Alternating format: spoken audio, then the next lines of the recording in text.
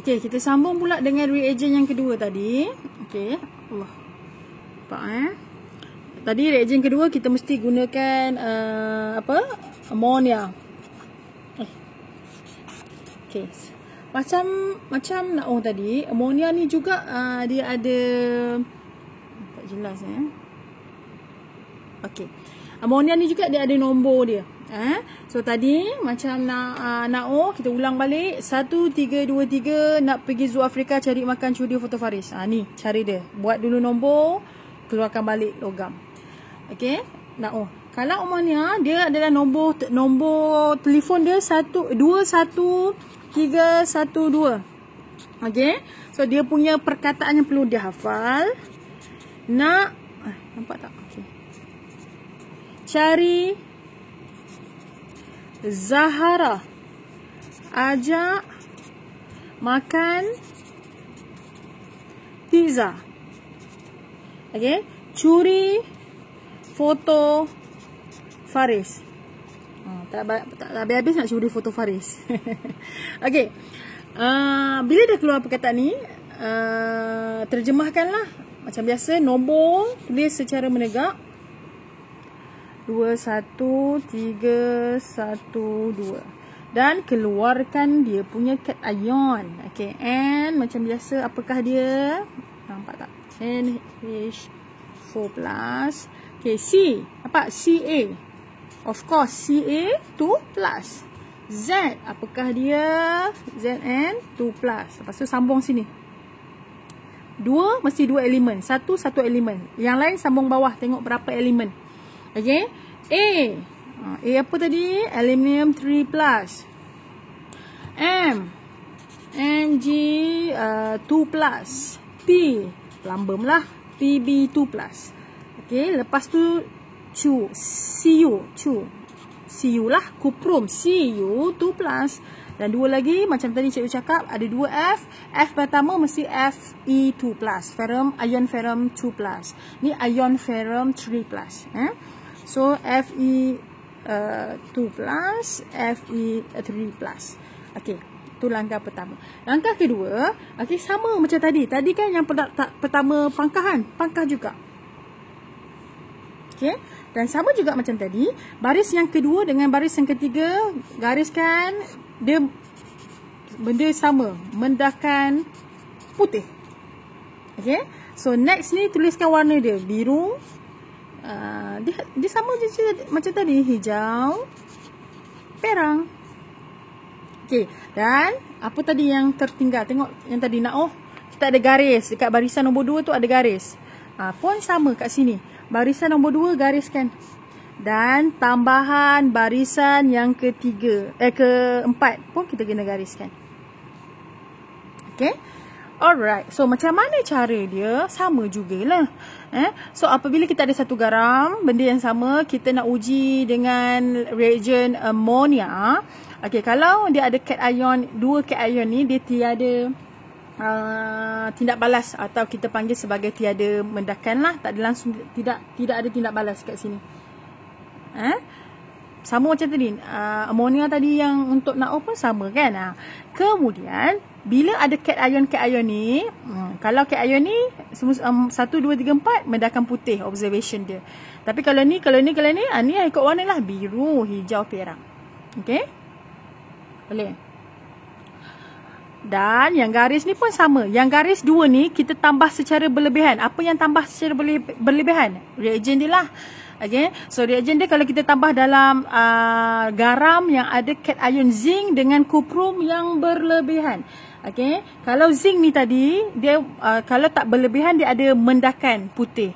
Kalau berlebihan dia akan larut. Okay. Bila larut, mendakan putih larut dalam larutan amonia berlebihan lah. Itu menunjukkan ada ion zinc. Okay.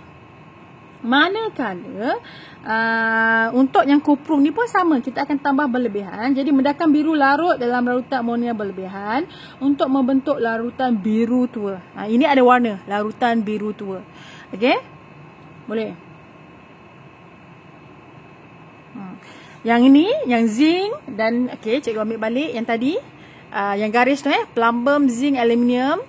Yang garis-garis bawah dia tu kita tambah secara berlebihan. So semua yang kita tambah berlebihan tu yang kita garis je, dia ada perubahan. Bermaksud kalau kita tengok warna dia putih kan, plumbum, zinc, aluminium, zinc belah sini tambah berlebihan, mendahkan putih akan larut. Sebab sebelum tu tak larut. Tetapi berbeza dengan kuprum, dia memang larut juga, tapi kita kena nyatakan dia larut membentuk larutan berwarna biru. Okey, biru tua. Biru boleh, biru tua lah. Okey. Boleh? Okey. So macam mana cara nak gunanya? Biasanya dalam peperiksaan dia akan tanya cara kita uji. Maksudnya kita buat eksperimen jugalah. Kita dah tahu dah apa nak tambah apa, lepas tu apa observation dia. So dia benda yang sama je. Okey, langkah pertama, maksudnya step by step tu cikgu nak ajar. Langkah pertama biasanya kita akan tuang, okey, ataupun tindak balaskan, tuanglah 2 cm padu atau ml larutan apa, garam. Garam apa? Tengoklah pada soalan. Ini kita berubah-ubah ke dalam tabung uji. Dia step yang sama je, cuma kita ubah. Okey, itu yang pertama. Yang kedua, tambah sedikit. Okey, biasanya kita sebut sedikit je. Dia tak ada macam berapa ml. Biasanya sedikit. Tengoklah kita nak guna reagen apa, NaOH ke atau amonia. Okey, ke dalam, dia mesti ada ke dalam tempat tu, tabung uji. Boleh? Okey, ketiga, pemerhatian apa yang anda perhatikan? Nyatakanlah pemerhatian, medakan putih terbentuk atau tiada tindak balas berlaku. Macam tu. Boleh? Okey. Dan 3, 4, yang last kali ni untuk yang sesetengah yang kita gariskan tadi tu. Contohnya yang garis tadi tu apa? Zinc, kuprum. Sekiranya kita tambah secara berlebihan, apa yang akan terjadi? Observation dia. Apakah pemerhatian dia? Contoh, tambah berlebihan ni yang tadi.